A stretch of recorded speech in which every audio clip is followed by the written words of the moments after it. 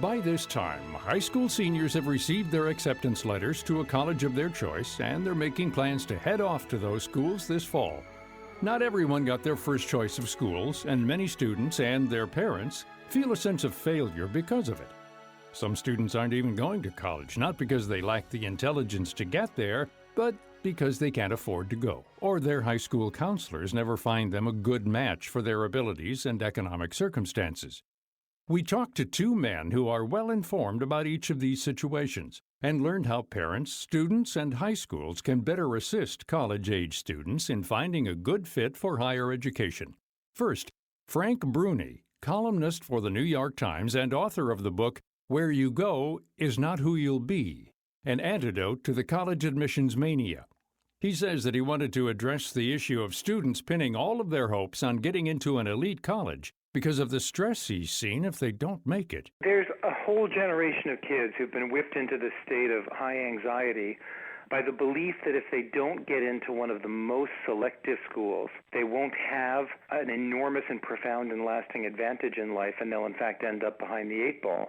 And when I looked around me at the successful people I knew, many of them went to highly selective schools, but many of them did not. They went to state universities, they went to schools no one's ever heard of except the graduates of those schools. And so I felt that we needed to disabuse this generation and their parents of this belief that all of the future hinged on getting into a handful of the most vaunted schools. If, as he said, many very successful people went to state schools and small colleges, why does the myth of the Ivy League and elite college education persist in society? A lot of it comes from the fact that we have very selective conversations about people's success. And the media is a very good example. When we write profiles of politicians like Ted Cruz, who went through the Ivy League, in his case Princeton and then Harvard Law, we mention that fact prominently and repeatedly. We do the same thing with corporate CEOs. But when we write profiles about or talk about people who didn't go to those sorts of schools, we tend to leave their educational pedigree out of the conversation.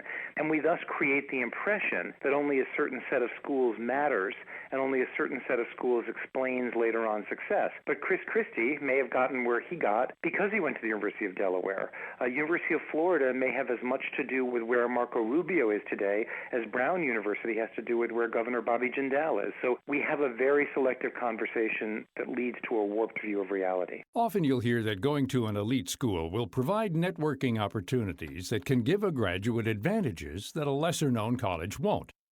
Bruni says that all schools, including high schools and state universities, can provide those advantages as well. But what about the cachet that an elite school such as Yale or the University of Chicago or MIT can give a student? Don't people at the top of their careers in law, business, and science tend to hire graduates who went to their schools? It happens in finance, it happens in management consulting. I'm not saying it doesn't happen. I'm saying that its occurrence is not so intractable and widespread that if you don't go to one of those schools, you're plumb out of luck. In my book, I profile no small number of people who did not go through the Ivy League and got to the exact places that people in the Ivy League yearn to get to. They just forged different paths. So my issue isn't with the contention that you can get an advantage in those ways. You can, but it's not be-all and end-all. It's not make or break, and we are somehow communicating to a whole generation of parents and kids that it is make or break, be-all or end-all. Bruni says that students with their eye on an Ivy League or other elite schools shouldn't dismiss them altogether, but they shouldn't confine their search to just those institutions. They should also not take it personally if they aren't accepted at their first-choice college. He says there are all sorts of reasons why Harvard, Yale, Cornell, and the others choose the freshman classes that they do.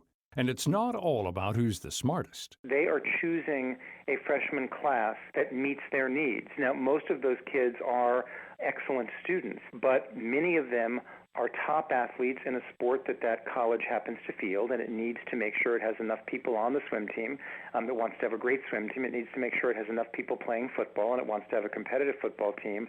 It has to give serious consideration to legacy applicants whose parents or grandparents have given significant money to the school. It sometimes gives special consideration to people who may become donors in the future, who come from rich families where there's an implicit process of donations in the future. They're reserving certain slots for certain certain minorities that would otherwise be underrepresented on campus. In fact, if you go through the admitted class of a lot of these schools with a 5, 6, or 7% acceptance rate, you find that anywhere from 40 to 60% of the students had some sort of extra hook. Those low-income or minority students who get into elite colleges can have a tough time of it if the school doesn't have the support structures in place to make them feel welcome. Joshua Steckel is a college counselor in a public school in Brooklyn, New York, and co-author of the book Hold Fast to Dreams. He says there are pitfalls to attending elite colleges for many of the students he wrote about. I think that for many students, there continue to be day-to-day challenges to meet financial obligations.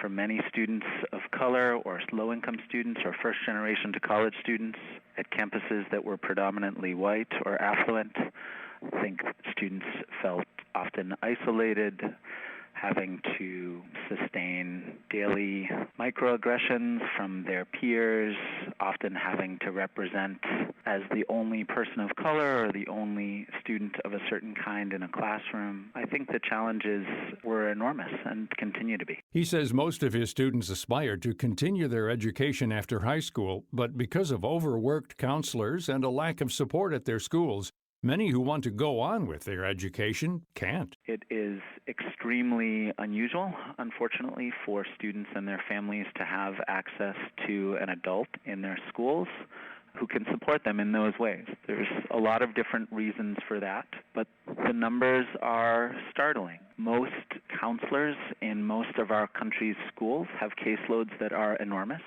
ranging on average from 400 students to every counselor to 1,000 students to every counselor in California.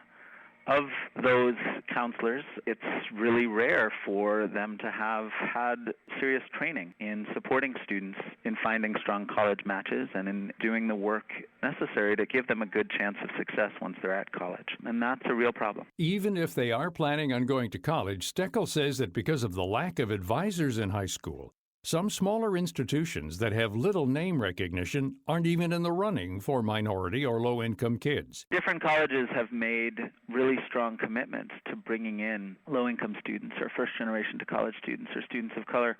And I think that the missing link, again, there is for students to have access to college counselors and to advocates, because I think that those are often places that are just totally off the radar for students. I think that if you think of most of our kids coming into high school, when they think about college, they're not thinking about where they'll go, they're thinking about whether they'll go.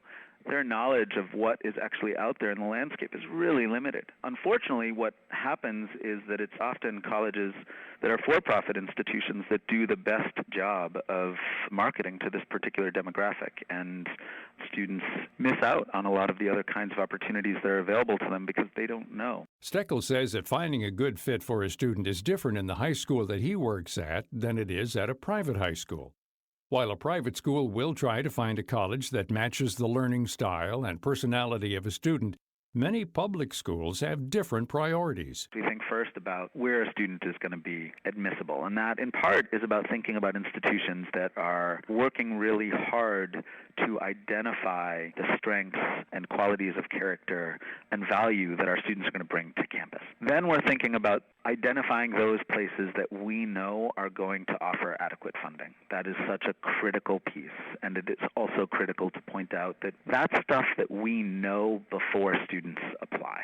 We know that before they get the financial aid package. We have a really clear sense of which institutions are able to make real funding commitments to students from families with very high need. And then third, we're looking for institutions that we know have really robust support structures and are focused on ensuring that students of color, that first-gen college students, low-income kids who are going to come into an environment where they might be in the real minority, that they're coming to a community that is working to think about how to help those students be valued on campus, feel integrated into campus, and have ways to really contribute to campus life. He says he'd like to see reforms in the way colleges work with students like his. Sometimes, he says, success in college can hinge on just having subway fare, enough to eat, and money for books and supplies. And he'd like to see more help given to low-income students in those areas. Steckel says that college admissions officers should also focus less on test scores and statistics and more on other indicators of promise and potential. Finally, He thinks colleges should strive for more diversity in their faculties and staffs. Frank Bruni says that parents and students who are hoping to get into that elite college shouldn't pin all of their self-esteem and sense of success on being accepted. After all, isn't college any good college? What you make of it? It's entirely what you make of it. I mean, the real tragedy here is that we're having, in certain kinds of communities in America, and these are communities that are already blessed, they tend to be somewhat privileged or very privileged, we're having this intense, exhausting, anxiety-ridden conversation about how to get into college. We should take all of that energy and time and redirect it to a discussion of how to best use college. Because when I look at the successful people I know and that I've interviewed by the hundreds over the years, I don't see any one set of colleges in their background. What I do see is all of them used college or the chapter of life that encompassed college in a way that was very smart, that made them bigger people, that made them smarter people. And so, yes, college is entirely what you make of it, but we lose sight of that by spending all of our time and energy and anxiety on getting into college. You can read about many notable people who didn't get into an elite college and how they turned their educational experience into success in Frank Bruni's book, Where You Go Is Not Who You'll Be, available at stores and online. He invites listeners to visit his website at frankbrunibooks.com. To learn about the hurdles low-income, minority, and first-generation-to-college students face in finding a college to attend, pick up Joshua Steckel's book, Hold Fast to Dreams, also in stores, online, and on thenewpress.com. For information about all of our guests, log on to our site at viewpointsonline.net. You can find archives of past programs there and on iTunes and Stitcher. I'm Gary Price. Living with a chronic condition like multiple sclerosis can be overwhelming without support. That's why Biogen recently launched MS Blueprint, a unique online tool to encourage people impacted by MS to focus on activities that may bring joy to their lives every day. The program was inspired by happiness expert and best-selling author Gretchen Rubin. Like my happiness project, MS Blueprint helps you seek the most out of each day and not let MS define you. By visiting msblueprint.com, you can set goals and create personalized activity plans tailored to your interests that may help you attain a more positive life. When you feel every day reflects how you want your life to be, that's when you're truly happiest. By visiting the website, you can check out new blog posts and fun and inspiring activities suggested by the MS community. Whatever goals or interests you have, whether it's to reduce stress or make more time for loved ones, MS Blueprint can be customized for you. Visit msblueprint.com today. Family vacations, cookouts, and hot temperatures can make it hard to stick to your everyday healthy routines throughout the summer. Busy mom and two-time soccer world champion Brandi Chastain teamed up with Dole Fruit Bowls to share her tips for eating healthy on the go all summer long. I love to snack on fruit, but it's not always easy to bring with me on the go. That's why I love Dole Fruit Bowls. They bring the goodness of all natural fruit together with 100% juice for a delicious, fresh taste. Plus, I love to drink the juice at the end. And Dole Fruit Bowls are non-GMO, so I feel good about sharing them with my whole family. The individually sealed cups can easily be tossed into my gym bag or eaten on the sideline of any soccer game, making it simple to add more fruit to my diet, even on the busiest of summer days. Dole Fruit Bowls are available at your local grocery store or supercenter in the canned fruit aisle. For more information, visit Dole.com. That's Dole.com.